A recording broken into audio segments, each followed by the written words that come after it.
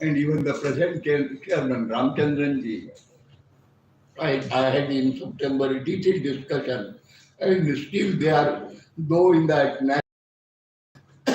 planning, 5-year plans are stopped, but Kerala is in some form continuing the planning, which was 5-year plan, and they have after even 12 5 years and model of development. So I know many people in your planning commission, Ram Kumar, Ramchandran ji, and if need be, I can talk to the chief minister, but they have their own advisors and all outfit. And you have all these universities and wonderful institutions.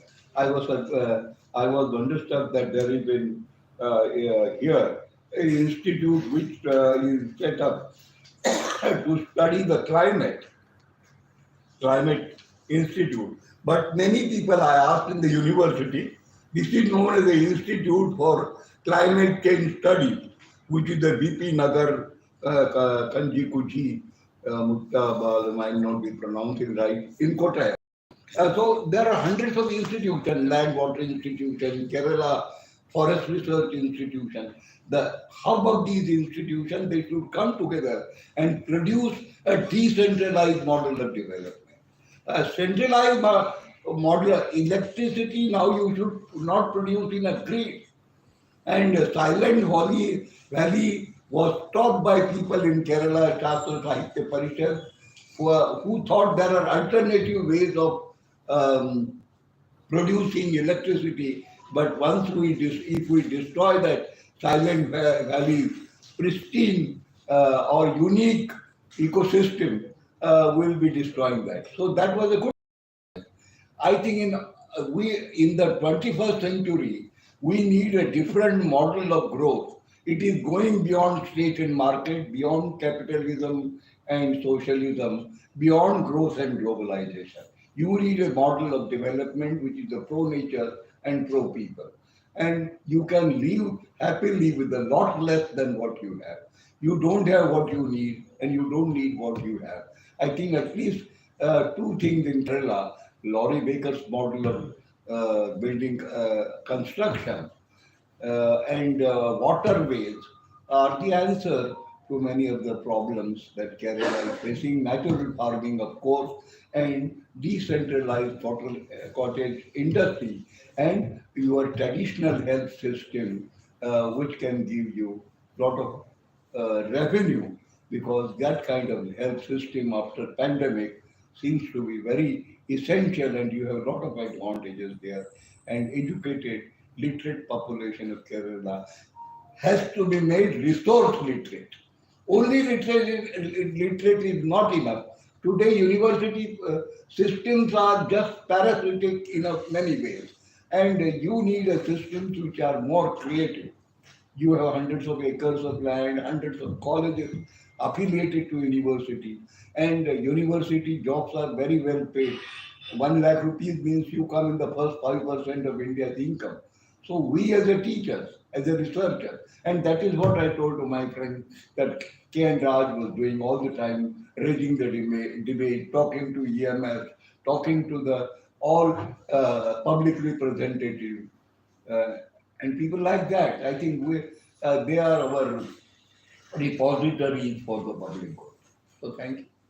Did you try for an appointment with our chief minister? Ever tried? No, I haven't. When I go to Trivandrum, I will it.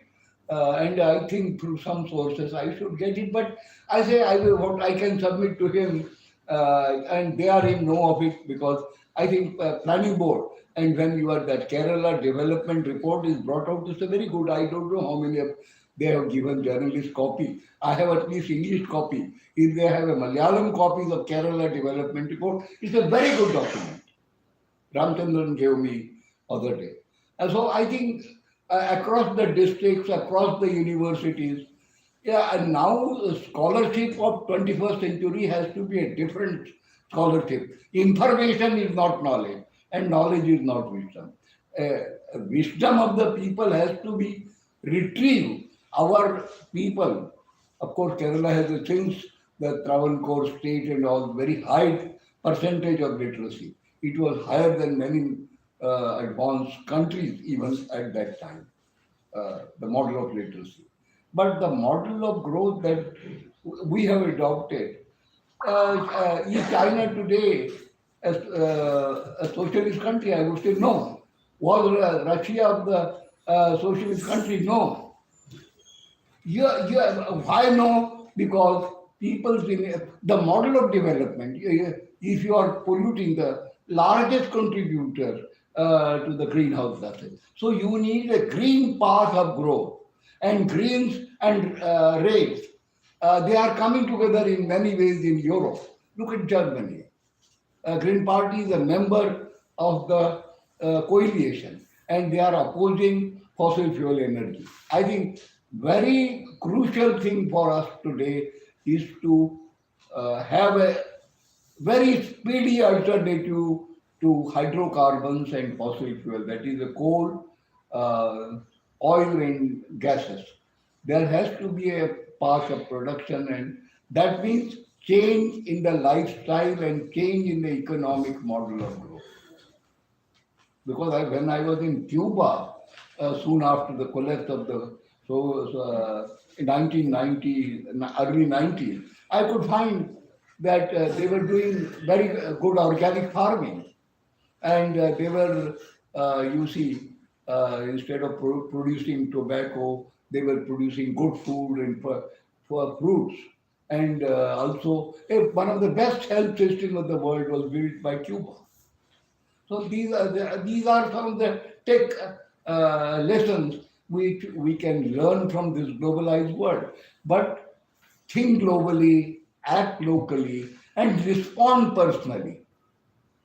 I think this whole chemicalization of the life and industrial agriculture and industrial society is simply not sustainable. So you need, and industry doesn't mean the mega industries. The multinational corporations and people cannot coexist. So time has come to come out of the trap of the multinational, and still multi-industrial complexes. They are dominating the world. So you need to fight. You see, Russia's aggression of Ukraine is nothing but a control and grab of resources. Those are, those are the issues that, and India should have spoken about it.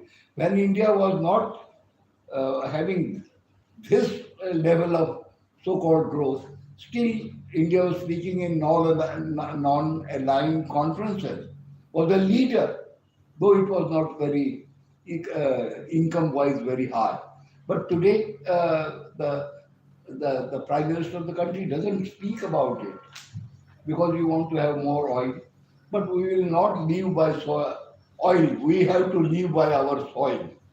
If you don't want to care for the soil, we will be ruined. So need of the hour is ecological civilization. What you will say, ecology को क्या बोलते हैं मलयालम में? परिस्थिति. परिस्थिति की. So samskriti, ecological parasthiti samskriti, I think is the need of the hour, and that can be built because our lifestyle should not be like Europe and America, because they are very cold countries. They will need a lot more energy for warming and all that. Their societies are differently structured. Their level of food intake has to be different. Ours, we can very easily live in harmony with the nature. I think that is the message of development that many of these people are trying to build. And Kerala has a lot of possibilities to build. But the jobbery, and particularly you were saying, talking about the chief minister, my meeting, now chief ministers anywhere, including in Kerala, are in a way helpless in the present system because all your money, resources, they are going for three things: paying the interest of the past loan, second, salaries to the present staff, and third will be pension. Nothing is left for any worthwhile thing. And that's why you are worried when the Gulf money shrinks. There are a lot of problems. And most sad thing in any state, including in Kerala, the real estates are dominating.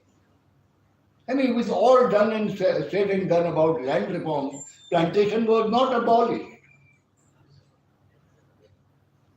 So, and most unreal thing is called real estate.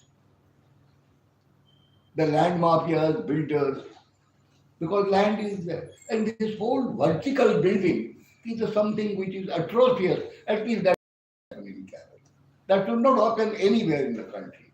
Well, these are the very large questions, and there is no debate, unfortunately, about these things, serious debate about this at the university. I was talking to the students, you can engage with them. University systems have become a jobbery in a way because you are paying cut salaries to the people. Yes, because it was meant to be so because you wanted good people to come in education, best of the minds in the society. But they have become the self-serving communities, and I don't know how. But I wrote to the Vice Chancellor Thomas, and he was kind enough to say they come and speak and address our. So these are the hard realities of life, raw realities of life, and universities are the places where you should be studying, working on them.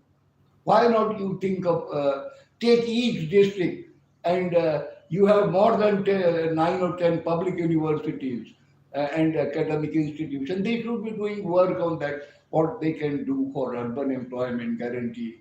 How can they make rural employment guarantee function better? How can they build the organic agriculture? How instead of chemical and fertilizer, they can make organic fertilizers from the local farm material. All these, I mean, international airports and big projects are not answer to the problems of people. This in a globalized world, there will be migration, and but here you find people. It's a good. The state is have a much higher wages, minimum wages than in other parts of India. You see 700 rupees or so. Elsewhere it is below 400.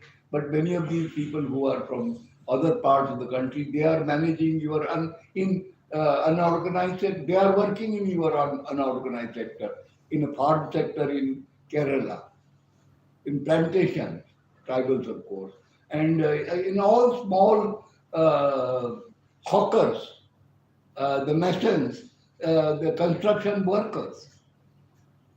I mean, you are creating a society, uh, and we should always remember even Marx's ecology. We have to understand as we understand his economic formulation. But Marxism is a method to think. It is not substitute for thinking. That I think, and any party which is dominated by the middle class people takes a different direction, and that happens. These are democratic pulls and punches, so we have to educate public opinion. And thankful to you for listening to me.